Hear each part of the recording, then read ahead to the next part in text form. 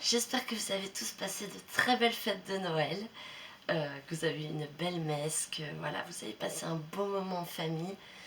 Je voulais revenir sur certaines choses parce que je relisais les derniers textes des dernières messes que nous avons eues cette semaine et j'ai été frappée par leur beauté et leur puissance et je voulais les repartager avec vous en prenant le temps.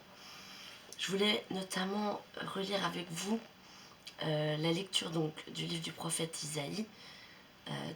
C'était pour la messe de la nuit de Noël. Et c'est tellement actuel. Voilà.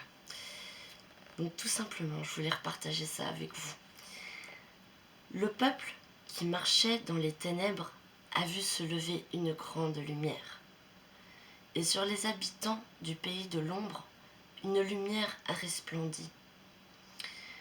Tu as prodigué la joie, tu as fait grandir l'allégresse.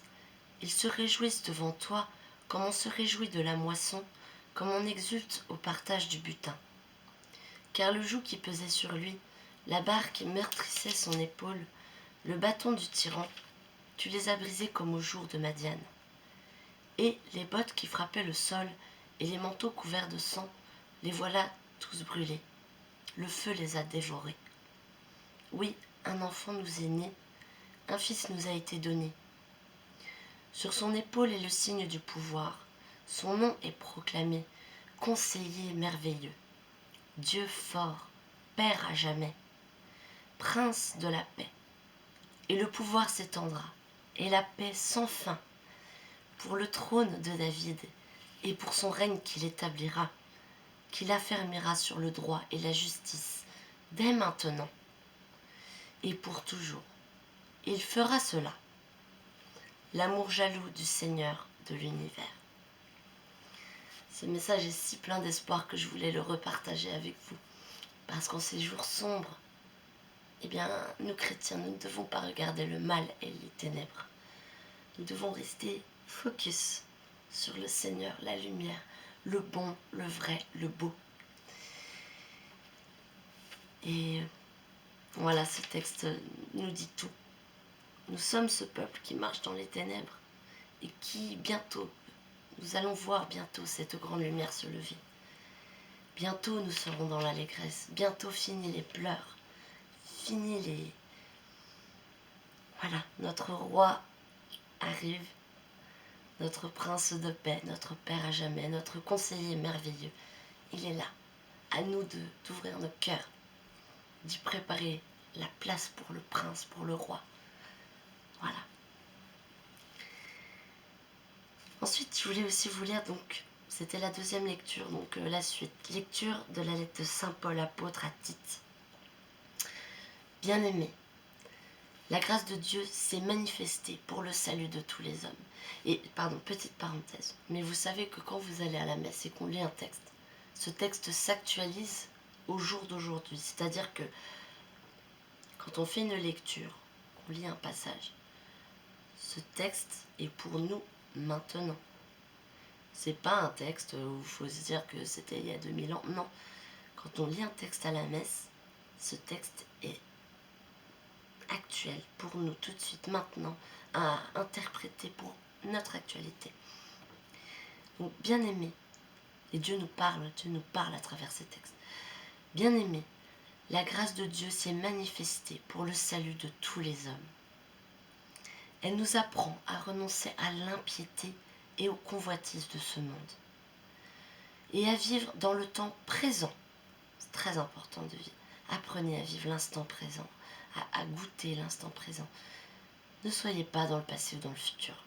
Vivez dans l'instant présent et appréciez, vivez. Notre temps est court, notre vie est si courte, nos jours sont comptés. Voilà, soyez enracinés dans le présent et dans sa beauté. Donc, et à vivre dans le temps présent de manière raisonnable, avec justice et piété, attendant que se réalise la bienheureuse espérance qui est toute proche. La manifestation de la gloire de notre grand Dieu et Sauveur Jésus-Christ, car il s'est donné pour nous afin de racheter toutes nos fautes et de nous purifier pour faire de nous son peuple, un peuple ardent à faire le bien. Parole du Seigneur.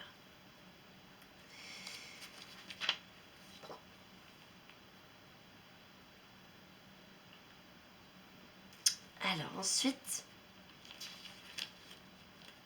encore le prophète Isaïe. Comme ils sont beaux sur les montagnes les pas du messager, celui qui annonce la paix, qui porte la bonne nouvelle, qui annonce le salut et qui vient dire à Sion, il règne ton Dieu. N'en doutez pas, mes amis, notre Dieu règne. Écoutez la voix des guetteurs. Ils élèvent la voix tous ensemble. Ils crient de joie car de leurs propres yeux, ils voient le Seigneur qui revient à Sion. Éclatez en cris de joie, vous, ruines de Jérusalem, car le Seigneur console son peuple. Il rachète Jérusalem. Le Seigneur a montré la sainteté de son bras aux yeux de toutes les nations. Tous les lointains de la terre ont vu le salut de notre Dieu. Amen. Alors celui-là encore plus actuel que jamais, parce que nombreux sont les messagers à notre époque qui nous disent « Il revient notre Dieu ». La voix des guetteurs, on en a de nombreux guetteurs qui nous avertissent, qui élèvent la voix et qui nous disent « Il arrive ». Donc voilà les ruines de Jérusalem, pareil très, très actuel, mais voilà, éclatons en cris de joie. Bientôt les ténèbres sont terminées pour toujours, mes amis. Bientôt. Ensuite, je voulais aussi vous lire donc, la lettre aux Hébreux. Donc, c'est toutes les dernières lectures qu'on a eues ces derniers temps, mais j'ai trouvé que c'était tellement beau et encourageant et actuel. À bien des reprises et de bien des manières, Dieu dans le passé a parlé à nos pères par les prophètes. Mais à la fin, en ces jours, maintenant, où nous sommes, il nous a parlé par son Fils qu'il a établi héritier de toutes choses et par qui il a créé les mondes. Rayonnement de la gloire de Dieu, expression parfaite de son être, le Fils, qui porte l'univers par sa parole puissante.